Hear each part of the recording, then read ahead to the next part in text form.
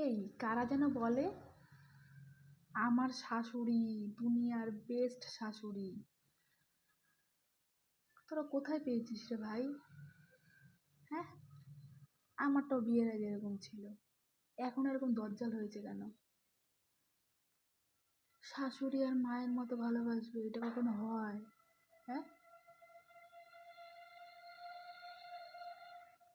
আকাশ পাতাল এক হয়ে গেলেও, দিন রাত্রি এক হয়ে গেলেও শাশুড়ি কোনোদিনও মায়ের মতো হতে পারবে না। শুধু এই কথাটা কেউ একদিন আমার সামনে বলিস যে আমার শাশুড়ি আমাকে মায়ের মতো ভালোবাসে বা মায়ের থেকেও নাকি বেশি ভালোবাসে।